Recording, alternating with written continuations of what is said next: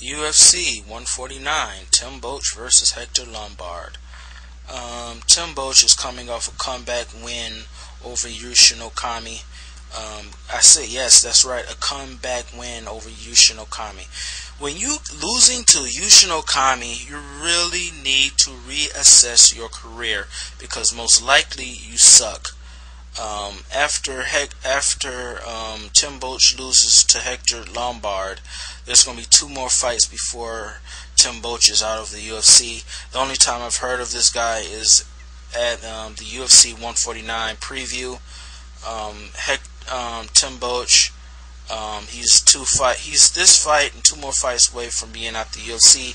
He's not good enough to remain at 185. There's too many good young guys coming into 185, and contrary to popular belief, 185 is a lot better than what people give it credit for. A lot of people trash 185, but 185 is a lot better than what people think it is. They mostly trash it because they don't like Anderson Silva, but 185 is, and the veterans at 185 is better than this guy.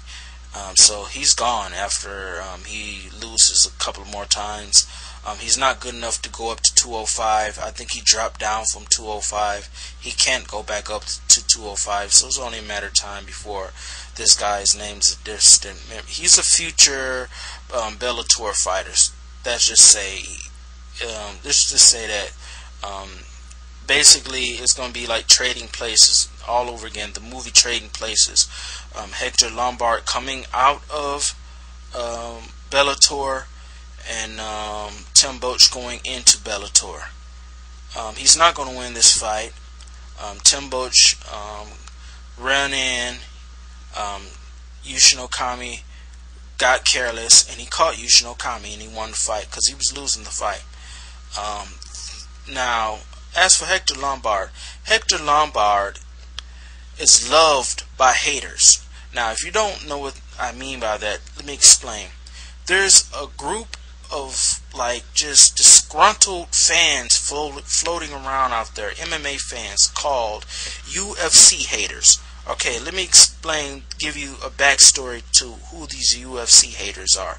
The UFC haters are guys that's pissed at Dana White for trashing Fedor all of these years, and they pissed that Pride fell. Okay, so anytime these little mom and pop MMA promotions popped up, they clung to it, and one of those mom and pop MMA organizations was Dream.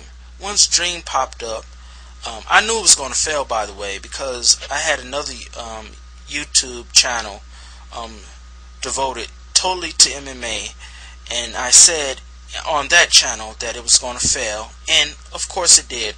But there was fights that occurred at Dream, and one of those fights was Hector Lombard and Gegard Mousasi. If you don't know who Gegard Mousasi is, Gegard Mousasi is a good striker, real rangy guy, very tall, long, lanky body, but he gasses a lot.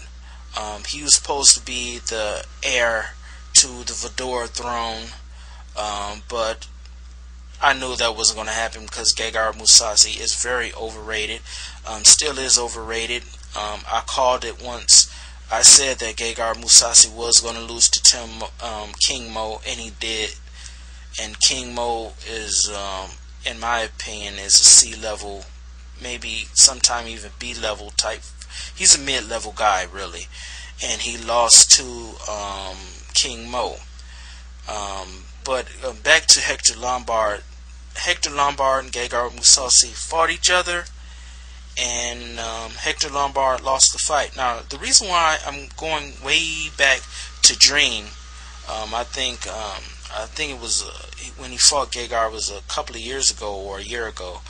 The reason why I'm going way back then is because his fights in Bellator don't matter at all, because the guys he fight in Bellator are a bunch of nobodies. So the people that make up Bellator roster are guys that are not that good, and fighters that's been exiled from the UFC and Strikeforce. So he's in the UFC. The UFC, like I said, the UFC haters clung to Hector Lombard because he fought a guy they loved, Gegard Mousasi. He went to Bellator, knocked out a bunch of nobodies that no one ever heard of, and now he's in the UFC. But he is good enough to beat Tim Boetsch. I don't like Hector Lombard. He's a skillful fighter now. Let me just give you this. If you was to look at Hector Lombard, he doesn't look like a very skillful fighter. But if you know what you're looking at, you can tell the guy's a skillful fighter. It's skill there, but it just looks sloppy. His style looked very sloppy.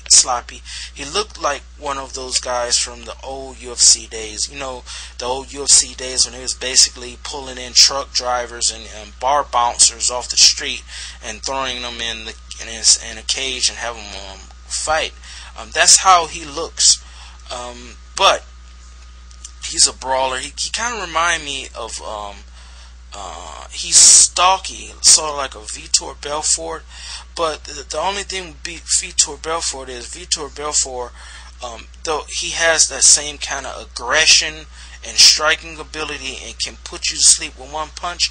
But with Vitor Belfort, it's more skilled. It's more, even though Vitor Belfort strikes look chaotic, there's a lot of skill and a lot of technical fighting in Vitor's strikes.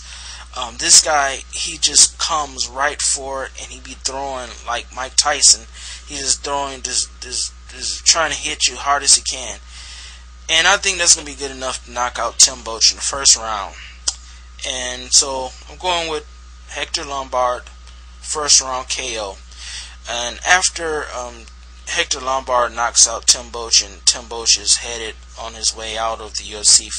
Probably two more. Dana White give him 2 more fights before he be out of the UFC. Probably be fighting in Bellator, if he lucky, Strikeforce.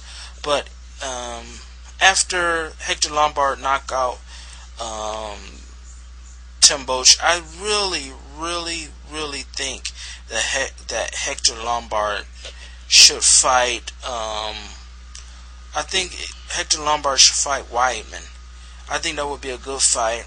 And those two, whoever wins, can fight Anderson Silva for the title, you know, or have those two guys fight it out and fight Bisping, and whoever beats Bisping becomes the #1 contender, you know. So that's my call. Hector Lombard, first round KO.